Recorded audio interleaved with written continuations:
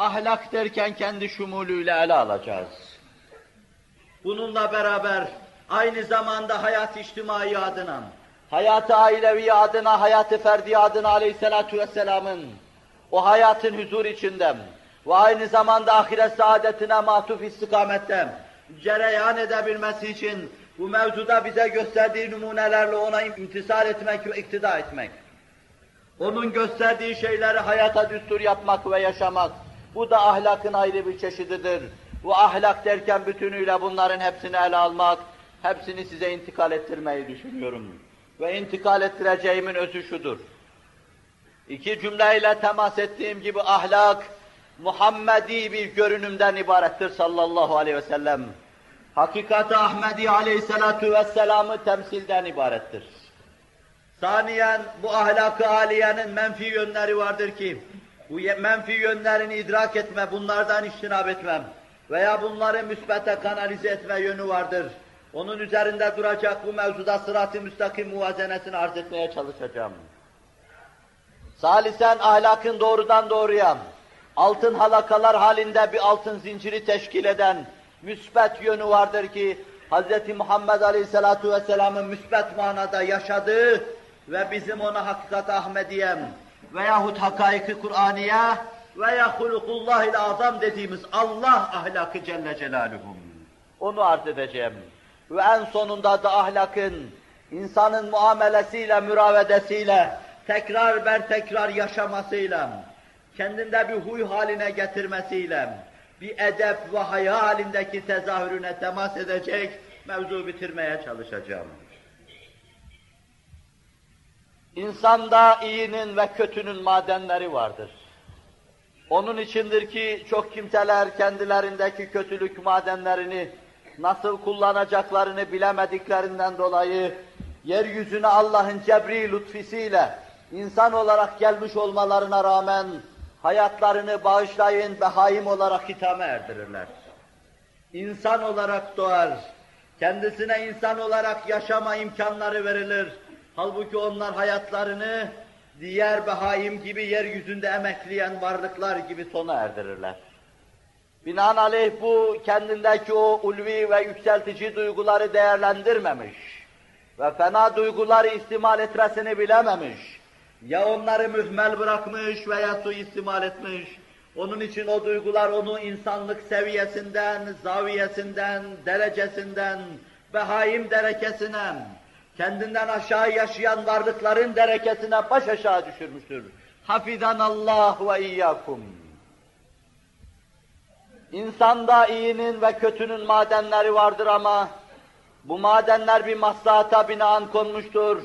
Aklı başında insan bu madenleri değerlendirecek, kötüden daha iyi şeyler çıkarma imkanını ve yolunu araştıracaktır. İnsanda zulüm etme istidadı vardır. İnsanda cevre meyil istidadı vardır. İnsanda cimrilik istidadı vardır. İnsanda şer yapma, şerare çıkarma istidadı vardır. Bunlar insanın mahiyetinde vardır ama silah için hazır bulundurulan mermi gibidir bunlar. Bunlar düşmana karşı kullanılmak üzere verilmiştir. Düşmanını vurasın diye verilmiştir. Ama sen bunları yerinde kullanmazsan veya geriye tepen bir tüfek gibi bunlar atanı vururlarsa şayet, sen senin lehinde kullanacağın şeyleri aleyhinde kullandın demektir. Binaenaleyh, zulüm hissi başkalarına cevr-ü cefa etme hissim, belki mazlumları korumak için, belki o mevzuda cebbarlığa başvurmak için, belki zalimlere karşı ceberut ishar etmek için insana verilmiş bir duygudur. İnsan bunu zalimin karşısında haykırmazsam, zalimin karşısında kükremezsem, dili bağlı mazluma karşı, eli bağlı mazluma karşı, kolu bağlı mazluma karşı kullanırsam, kendisindeki bu istidadı suistimal ettiğim, insan olarak gelmişken hayvanlık derekesine düştü demektir. İnsan elindeki silahı, o silahı haksız yere kullananlara karşı kullanacaktır. İnsan elindeki silahı bir kısım menfi ideolojileri tahakkuk ettirmek için masum insanların üstüne sıkıyorsam, günahsızları öldürüyorsam, bu insan insanlığını kaybetmiş. Allah'ın bir lütfu olarak dünyaya insan olarak gelmiş, fakat insanlık melekesini dinamitlemiş, O artık bademe ondan sonra sadece canavar demeye layıktır. Kaldı ki Kur'an bunun ötesinde diyor. Kel en'ami belhum atal. Onlar hayvan gibi Kur'an dediği için diyorum. Belki ondan daha aşağıdır. Çünkü hiçbir hayvan kendisine saldırı bahis mevzu edilmediği zaman başka bir hayvana tecavüz ve saldırıyı aklının köşesinden geçirmez. Masum evleri basan cani ve canavarların, şakî ve şekavet ehlinin nasıl bir canavarlık içine düştüğünü kel en'ami belhum atal tokatıyla anlamak lazım. Onlar hayvan, hayvandan belki daha aşağı. Çünkü bütün insanlık melekelerini kaybetmişler. Aynen öyle de şer meselesini de düşünebiliriz. Müsbete kullanılabilecek her şey, yerinde kullanılmadığı ve kanalize edilemediği ve aynı zamanda o kendi kötü istikametinde durdurulamadığı ve güdükleştirilemediği için insanın aleyhinde işleyen bir şey olur. Buna göre meseleyi arz edeyim. Ahlakın menfi yönü müsbet yönünün aleyhinde işler. Müsbet yönü de menfi yönünün aleyhinde işler. Ahlak-ı aliyeyi yaşarsanız, faziletli olursanız, hakkaniyeti severseniz, adaletten hoşlanırsanız, cimrilikten kaçarsanız, sekavetin arkasından koşarsanız, hissi semahatte bulunursanız, icabında seve seve canınızı dahi feda etmeye müheyya bulunursanız, sizin bu âli ve yüce ahlakınız, menfi ahlakın, menfi huyların aleyhinde işleyecek, onları durduracak, müsbete kanalize edecek, onlardan meyve alma imkanını sana kazandıracaktır. Ama bunlar işlemediğin zaman, menfaat deyip menfaat kovaladığın zaman, menfaat için çevirlere, zulümlere girdiğin zaman, ileride elde edeceğin bir ikbal için bugün canlara kıydığın zaman, hanumanları tarumar ettiğin zaman, ocakları yıktığın zaman, milletleri batırdığın zaman, sen vaka yine bir şey yapıyorsun. Ama bu âli ahlakın aleyhinde işleyen bir şey olması itibariyle, o zaman seni demeyeceğim. Öyle yapan insanı hayvan derekesine düşürür, canavar yapar ve bağışlayın ahlaksız yapar, insanlığın yüz karası haline getirir. İşte Hz. Muhammed Aleyhisselatu Vesselam'ın size çok tekrar ettiği iniltisi içinden, Ya Rabbi bunlar benim ashabım, ashabım. Havz-ı Kevser'in başından kovulanların arkasından ellerini açıp da ashabım, ashabım dediği zaman, Ya Muhammed, inneke la tedri ma ahdesu ba'dek. Sen bilemiyorsun onlar senden sonra ne halt karıştırdılar.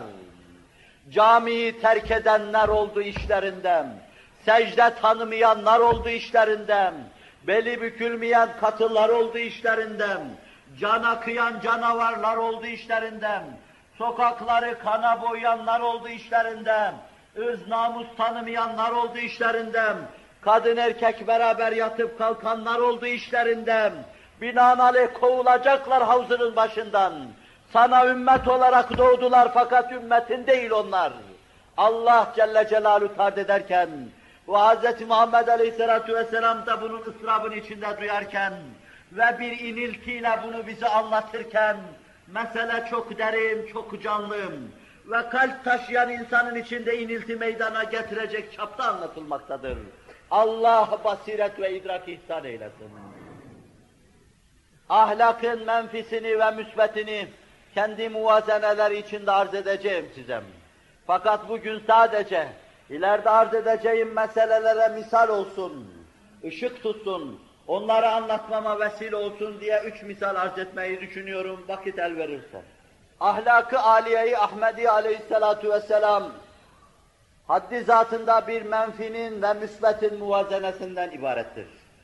Bir ifrat ve tefritin, tard edilmesinin, bir itidalin, istikametin, dürüstlüğün, inhirafsızlığın tesis edilmesinden ibarettir.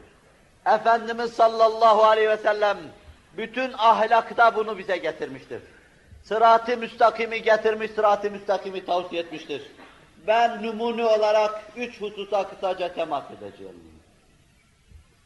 Bizde zararlı gördüğümüz istek, şehvet hissi vardır. Şehvet hissi insanda insanı kadınlara müptela kılar. Şehvet hissi insanda insanı yemeye, içmeye müptela kılar. Şehvet hissi insanda insanı mütrefin hayatı yaşamaya, lüks hayat yaşamaya müptela kılar. Rahat yaşasın, rahat otursun, rahat kalksın, hatta mescitte otururken dahi duvara, direğe dayansın. Rabbinin huzurunda oturuş adabına asla yanaşmasın. Şehvet hissidir.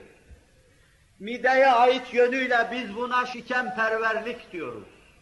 Bedenini düşünme, rahatını düşünme, esneme ve gerinme ve böylece bir hayat yaşama yönüyle ki dört ayaklılar yapıyor. Buna da temperverlik diyoruz. İnsan bu yönüyle de hayvanatın derekesine düşüyor demektir. Sadece cisminin ve cesedinin rahatını düşünüyor demektir. İçinde bir ruh ve kalp taşıdığından haberi yoktur.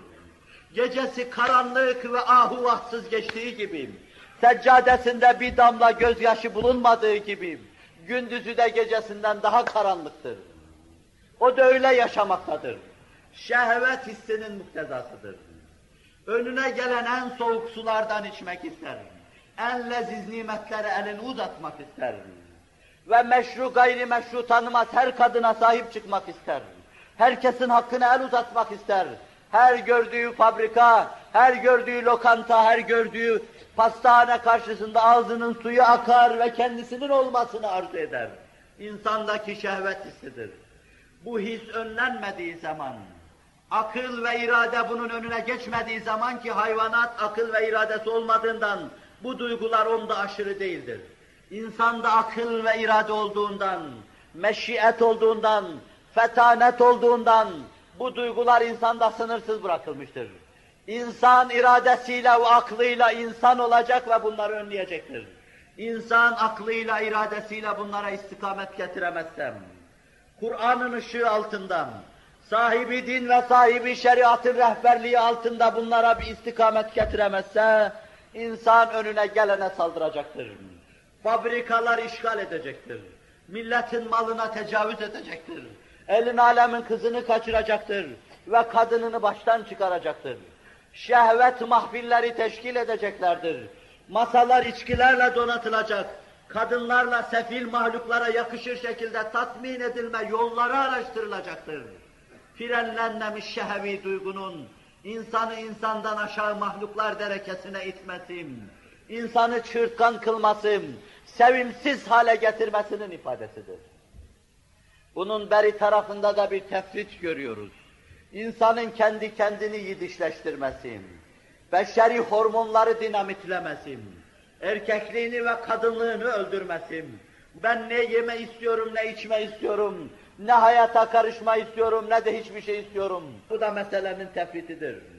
Nasıl o bir muvazenesizlik ve inhiraftır, bu da ayrı bir muvazenesizlik ve inhiraftır. Müstesna insan, muvazenenin ölçüsüyle bize gelen insan ve bunun dersini bize veren insan ve muvazene adına ordular teşkil eden insan, Hazreti Muhammed sallallahu aleyhi ve sellem, Hazreti Resulü Zişan sallallahu aleyhi ve sellem sırat-ı müstakimin ölçüsünü veriyor.